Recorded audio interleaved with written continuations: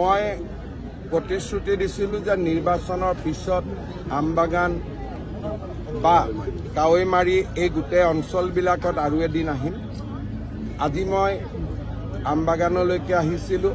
সকলোৱে লগ হৈ আমাৰ আমবাগান লাওখোৱা এই বৃহত্তৰ অঞ্চলৰ ৰাইজক চামুগুৰি সমষ্টিত আমাৰ দলৰ প্ৰাৰ্থী দীপ্লুৰঞ্জন শৰ্মাক বিজয়ী কৰাৰ বাবে ধন্যবাদ জনালোঁ আৰু এই সমষ্টিটোৰ উন্নয়নৰ বাবে আকৌ এবাৰ প্ৰতিশ্ৰুতি আগবঢ়ালোঁ।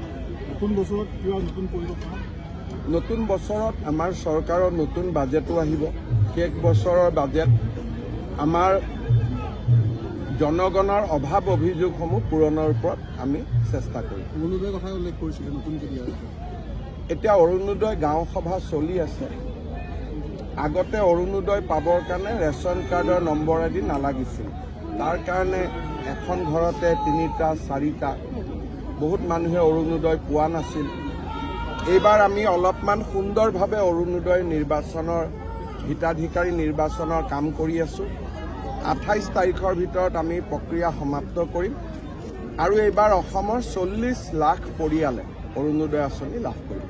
সামগ্ৰিক কিছু অধিক দিয়াৰ কথা এটা ষ্টেট লেভেল কোটা থাকে। চামুগুৰি সমষ্টিটো 4টা সমষ্টিত ভাঙি গ'ল। কিছুমান কলিয়াবৰত গ'ল, কিছুমান চামুগুৰিত গ'ল, কিছুমান ব্ৰহ্মপুৰত থাকিলে আৰু কিছুমান ৰূপহীত গ'ল। গতিকে গোটেইখিনি সমষ্টিৰ পৰা যদি আমি অলপ অলপ কৰি লৈ লওঁ, চামুগুৰিৰ কাৰণে বাঢ়ি যাব।